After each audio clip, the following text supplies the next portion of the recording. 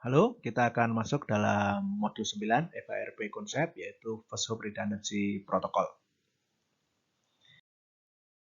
Ya, di dalam topik ini kita akan membahas mengenai yang pertama tujuan dan bagaimana operasi dari FHRP. Kita masuk ke dalam materi ya.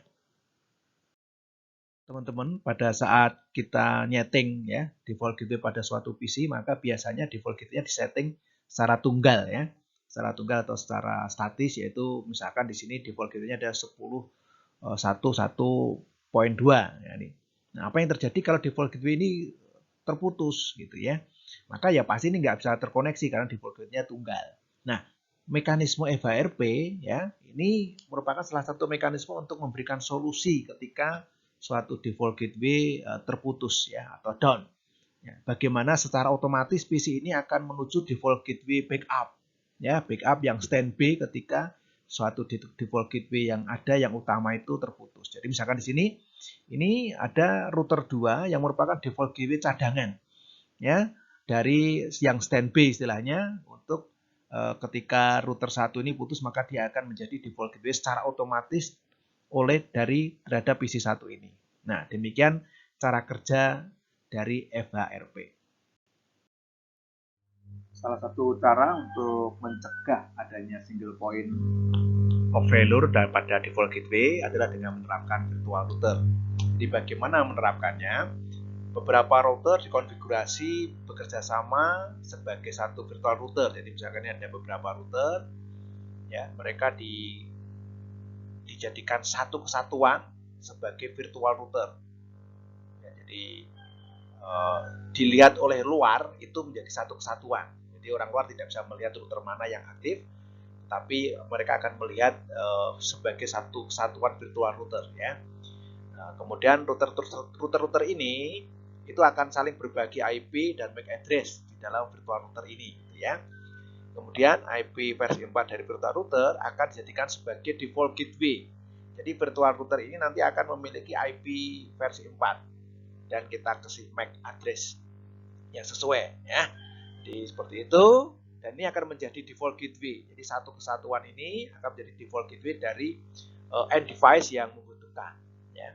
Nah, ketika suatu end device mengirimkan frame ya menuju ke default gateway, nah, seperti ini menuju ke virtual router ini, maka salah satu router yang berperan sebagai router yang aktif, ya, misalkan ini router 1, maka dia yang akan menjadi default gateway secara fisiknya gitu ya. Jadi yang aktif yang mana maka dia seperti itu. Nah, sedangkan yang lain standby statusnya ya. Nah, jadi seperti itu teman-teman ya. Nah, satu protokol ya berfungsi untuk mengatur router mana yang bertanggung jawab memproses frame yang dikirimkan ke virtual router ini gitu ya. Nah, kemampuan recover dari matinya suatu device default gateway ini ya dengan menjadikan satu kesatuan virtual router dari beberapa piranti router ini dikenal dengan nama First Hop Redundancy.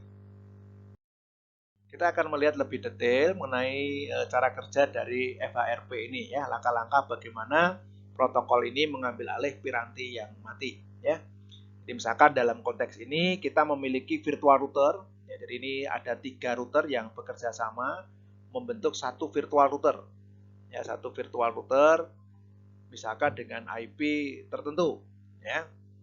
Kemudian pada saat misalkan di sini router aktifnya yang ini yang saat pertama kali nyala ini ada router aktif ya.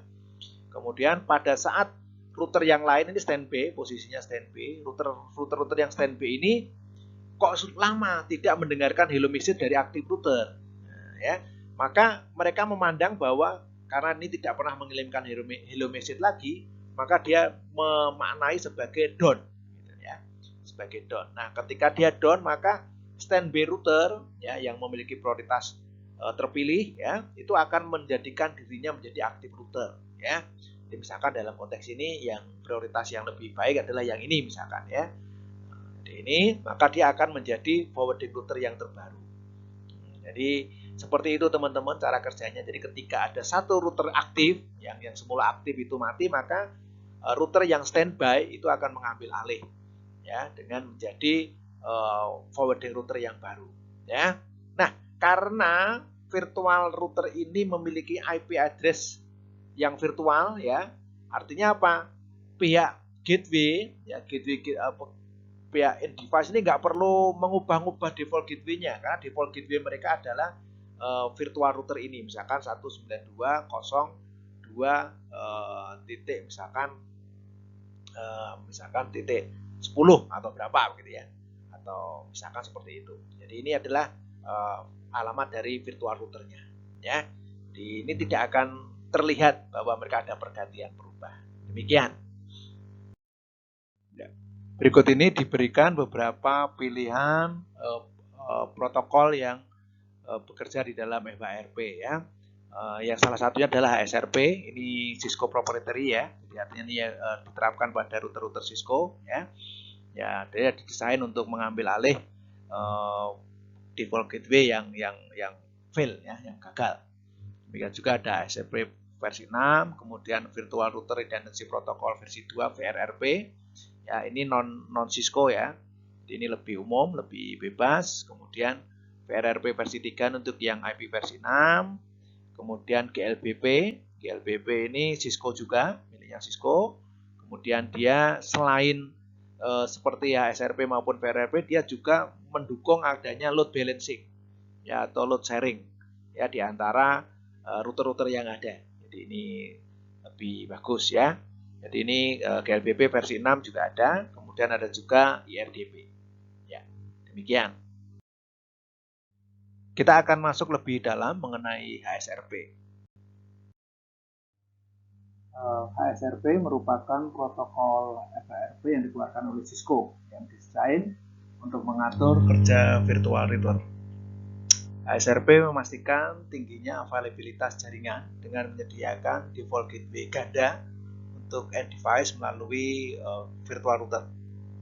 HSRP digunakan dalam kelompok router untuk memilih router mana yang aktif dan router mana yang standby.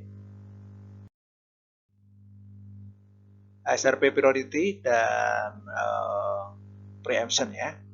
Pemilihan router yang aktif dan yang standby. Jadi prosesnya secara default router dengan IP address tertinggi dia akan menjadi active router. Ya. Akan tetapi tentu saja kita bisa mengaturnya sesuai dengan topologi kita untuk memberikan kinerja yang optimal. Ya. Nah, HSRP priority dapat digunakan untuk menentukan active router. Ya, jadi selain IP address tertinggi tadi, kita bisa memaksa lagi dengan menggunakan HSRP priority. Ya. Router dengan HSRP priority tertinggi akan menjadi active router. Ya, secara default HSRP priority adalah 100. Ya, secara default semuanya sama. Prioritasnya yaitu 100 ya. Sehingga apa? Kalau prioritasnya semua default sama, semua 100, maka yang digunakan tetap IP versi 4 yang tertinggi ya. Nah, untuk konfigurasi prioritas digunakan perintah standby priority ya pada mode interface ya. Nilai prioritas adalah antara 0 sampai dengan 255. Ya, HSRP priority and preemption ya, lanjutannya. Secara default, ketika sebuah router sudah menjadi active router, ya, maka ia akan tetap menjadi active router, meskipun ada router baru yang bergabung dengan prioritas lebih tinggi. Ya. Nah, kadang-kadang kita ingin prioritas yang lebih tinggi ini menjadi router yang aktif, maka kita bisa memaksa. Ya, jadi untuk memaksakan router baru tersebut dengan prioritas yang lebih tinggi tersebut menjadi router aktif, maka kita dapat menggunakan perintah standby preempt pada mode interface yang ada ya, sehingga proses pemilihan ulang dapat dilakukan. Berikut ini status dari HSRP ya. Yang pertama initial, jadi dalam status initial ini maka mulai bergabung ya di dalam interface virtual router. Kemudian learn, pada saat learn ini router belum ditentukan virtual IP address-nya ya, dan belum menerima hello message dari router yang aktif. Kemudian listen, router sudah mulai mengenal virtual IP address-nya dan masih istilahnya untuk menunggu mana yang menjadi standby router ya. Jadi dia belum menjadi standby router. Kemudian speak Dan router sudah mulai mengirimkan secara periodik hello message ya, dan aktif berpartisipasi dalam pemilihan aktif router, dalam pemilihan standby router. Kalau sudah menjadi standby, statusnya berarti apa? Router-router sudah menjadi standby dan router yang salah satu router menjadi aktif router. Demikian. Modul praktis and quiz, silakan teman-teman nanti mendownload paket tracer yang ada di Cisco, kemudian dikerjakan ya.